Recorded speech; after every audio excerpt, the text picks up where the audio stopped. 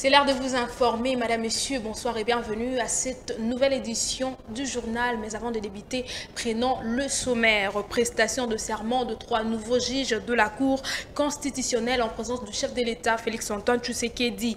Une forte mobilisation des Gomatraciens revendiquant la paix dans la partie est de la République démocratique du Congo. Une fois de plus, bonsoir et bienvenue dans ce journal, Madame, Monsieur. Je l'ai dit dans le sommaire, conformément à la constitution du pays, les 3 nouveaux juges de la Cour constitutionnelle ont presté serment ce mercredi 15 juin 2022 au Palais du Peuple. C'était en présence du chef de l'État, Félix-Antoine Tshisekedi Tshilombo. Suivez. Moi, Lumu Mbaya Sylvain. Moi, Dieudonné Manza Andia.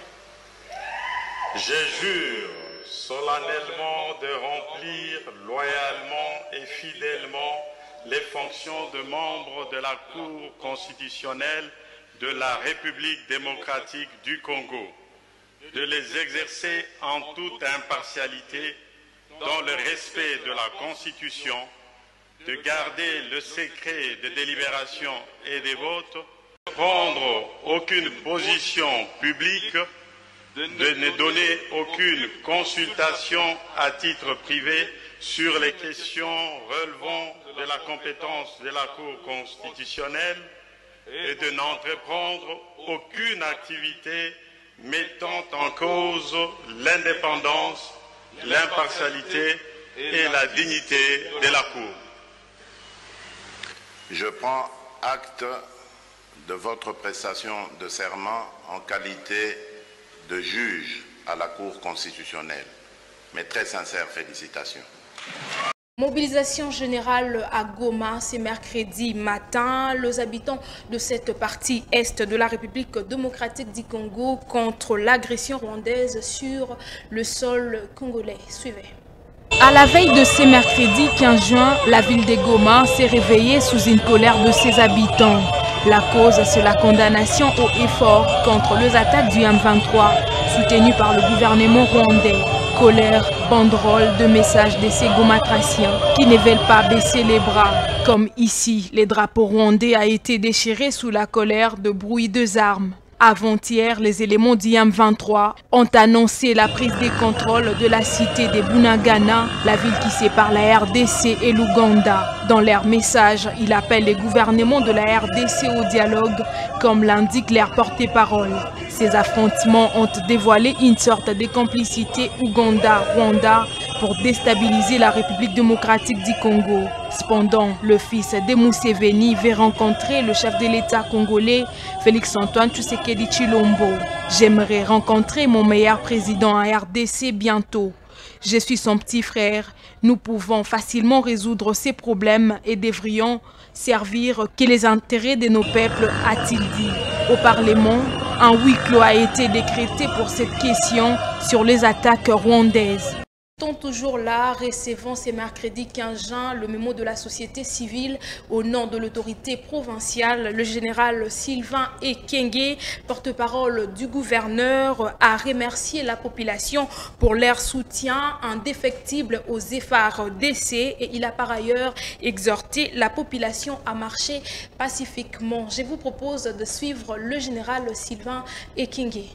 Je vous remercie très sincèrement et du fond du cœur pour votre soutien, le soutien indéfectible de toute la population du Nord. Dans le cadre de la guerre à la partie est du pays, le président de l'Assemblée nationale, Christophe Mbosso Kodia, a exhorté le député à l'unité et à taire leurs divergences et à se ranger derrière les forces armées de la République démocratique du Congo en ces moments où le pays traverse une période difficile sur le plan sécuritaire. Écoutez le président Mbosso Kodia Pwanga. En ce moment crucial où notre pays traverse un moment difficile sur le plan sécuritaire, je prie les honorables députés, représentants du peuple congolais, de rester unis. Durant cette période, faisons un effort de taire nos divergences. nos prières, nos regards, notre attention doit être tournée vers nos soldats qui sont au front et vers notre population. Notre population de l'Est qui pendant plus de 2 décennies continue à baigner dans la souffrance, dans des atrocités inouïes. C'est le moment de nous montrer patriotes, s'il vous plaît. Travaillons la main dans la main, soutenons nos forces armées pour que l'intégrité du territoire et que le peuple congolais soit respecté à travers le monde. La première défense, c'est d'abord nous-mêmes. Les autres viendront en soutien. Pour ce faire, et comme promis, si tout marche bien, l'Assemblée nationale mettra à la disposition de nos soldats affectés au front dans la province de l'Ituri et du Nord Kivu 200 000 $, fruit des cotisations des honorables députés. Ces 200 000 $ serviront à l'achat des produits médicaux et des produits vivriers. Une délégation de collègues descendra sur place pour offrir au commandant des opérations et au gouverneur des 2 provinces. La guerre mettant fin aux accords commerciaux, c'est la proposition du député national Jean-Claude Kibala au cours de la même plénière. Suivez. Est devenu le président rwandais, pour ne pas citer son nom, il est devenu très gourmand. Parce que ce pays lui a presque tout donné. En 2019, fin 2019, retenez président, fin 2019, notre armée a mené des opérations conjointes avec le RDF pour traquer un commandant des FDLR au Nord Kivu. Il a été tué avec 5 personnes de son équipe. Nous avons signé des accords. Un collègue député a demandé au ministre des Mines de venir nous expliquer le contenu de cet accord. On a accordé à une société rwandaise les mines de la Sakima. La Sakima, c'est tout le Kivu. C'est de Maniema, Sud Kivu et Nord Kivu. Commençons par nous retirer de cet accord.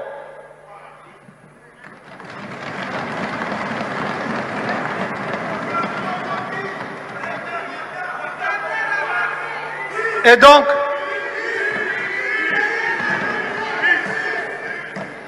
honorable président, parce que nous parlons des sanctions économiques, nous avons signé de bonne foi, parce que nous voulons la paix. Nous avons signé des accords avec les pays voisins. Qu'en serait-il de ces accords? Nous avons signé des accords avec le Rwanda sur la Sakima, sur le traitement et la transformation des minéraux au Rwanda. Le Rwanda a installé une raffinerie à Kigali. Là. Ils n'ont pas de l'or. C'est pour traiter nos minéraux. Nous l'avons fait de bonne foi pour la paix.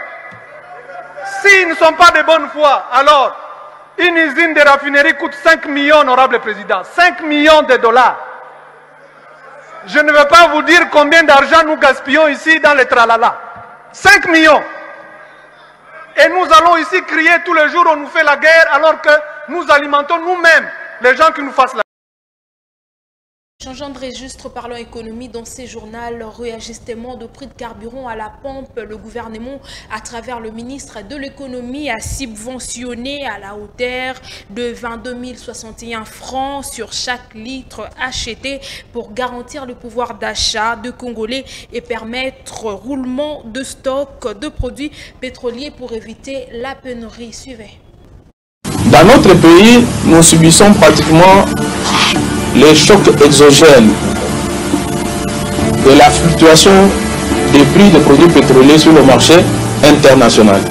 Alors, pour que d'un côté, on ne manque plus de produits pétroliers dans le pays, permettre aux pétroliers d'approvisionner le pays, il faut impérativement leur donner un prix qui leur permette de continuer leur activité. Les prix des produits pétroliers ont un impact sur le prix des autres produits. Eh bien, c'est comme ça que le gouvernement est très vigilant. Le gouvernement a toujours adopté une attitude prudentielle pour voir, bien entendu, que d'un côté, il y a les pétroliers à qui il faut donner un prix qui leur permet de renouveler leur stock, mais de l'autre côté, on doit fixer un prix qui ne permet pas d'asphyxier la population, d'emballer pratiquement les prix des autres produits. C'est cet équilibre-là qu'on a toujours recherché chaque fois qu'il arrivait que les chocs exogènes de la montée des prix des produits pétroliers sur le marché international obligent au gouvernement de revisiter la structure des prix dans notre pays. 1 litre d'essence à Kinshasa, quand je regarde les valeurs de fin mai, devrait coûter 4 600 et 6 francs congolais le litre. Or, aujourd'hui, le litre à Kinshasa coûte 2 345 francs congolais le litre. Ça, c'est l'effort du gouvernement. Le gap, la différence, qui est pratiquement de 2 261 francs congolais le litre, soit à peu près 96%. C'est pris en charge par la République. Et depuis l'avènement du ministre Nicolas Kazada à la tête du ministère de l'économie nationale, il fournit énormément d'efforts pour payer les pertes de manque à gagner à la profession pétrolière afin de garantir le renouveau de stock. Il ne ménage aucun effort dès son arrivée. La société à présent, à travers sa fondation, elle inspire plusieurs femmes de sa génération dans l'esprit de l'entrepreneuriat féminin. La fondation Mobari Maria est née à Kinshasa dans l'objectif d'instaurer le développement durable dans la société congolaise. Reportage signé Nestor Foulama. Il y a de la place pour tout le monde si chacun reste à sa place. Voici donc la place de la femme congolaise sous les soleils et les soleils bleus de Kinshasa. La fondation FMM, Fondation Maria Mobari, sous une fabrication idéologique et entrepreneuriale de Madame Maria Mobari. Sociaux d'un choix d'une alternative menant à la transformation positive de la population en vue de leur assurer un développement à long terme et durable. Ceci pour œuvrer de façon efficace dans la poursuite de l'idéal d'une société responsable. Située à Gombe, cette femme fondatrice de la structure FMM est très forte et a plus de volonté. Elle a la passion dans sa mission de faire les choses. Fini les jours où les hommes étaient bien supérieurs aux femmes, le scénario d'aujourd'hui est différent. Aujourd'hui, tous deux considérés comme égaux et qualifiés.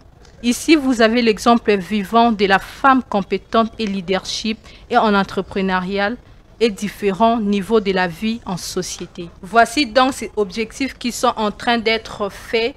Une instauration d'un cadre de formation socio-professionnelle des démunis et des orphelins de femmes ainsi que les jeunes filles, mères-enfants de leur apprendre la culture d'autonomisation. Mais comme tout ventre enfamé n'a point d'oreille, les vivres frais ont été apportés dans cet orphelinat, la compassion, qui est situé sur l'avenue Nzongo 69 dans la commune de lier l'utile à l'agréable et s'assurer du bon déroulement de la mission. Pour l'heure, rien ne peut d'arrêter car la mission est très grande. La devise c'est vivre pour transformer.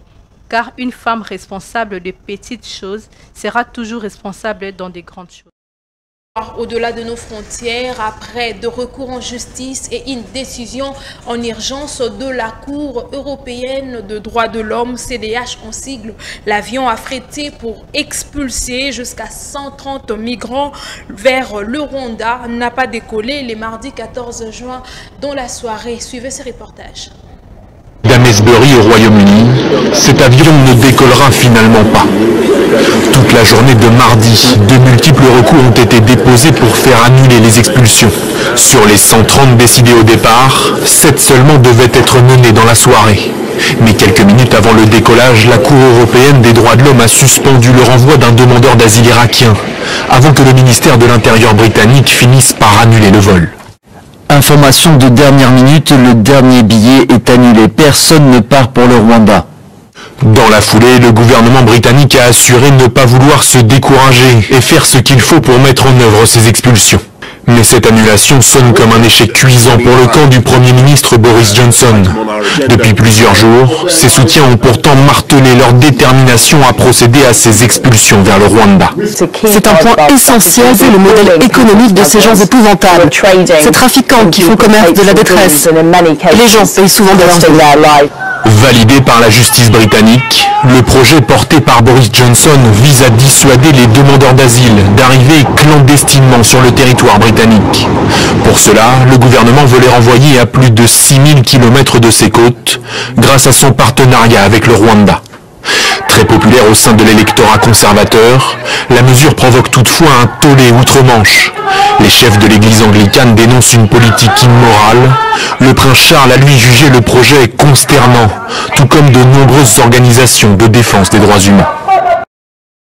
On va terminer par ici. La ville est devenue comme Mariupol, un symbole des conflits en Ukraine. Severodonetsk, dans le Donbass, 500 civils seraient réfugiés dans une usine chimique et ils sont bloqués. La Russie a fait sauter le dernier pont reliant la ville à sa voisine. Suivez ce reportage. Ciel de Severodonetsk. Dans cette ville stratégique de l'Est de l'Ukraine, les combats de rue et les bombardements continuent de faire rage, jour après jour.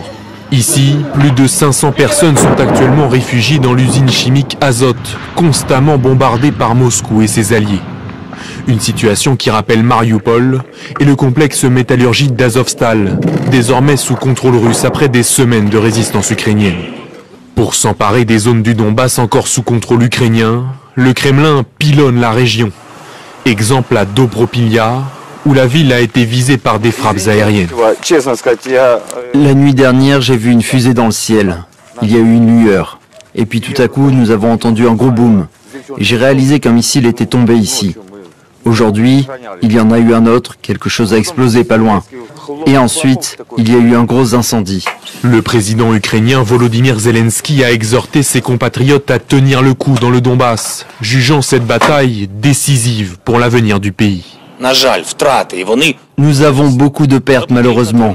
Elles sont douloureuses, mais nous devons nous accrocher. Résister dans le Donbass est crucial.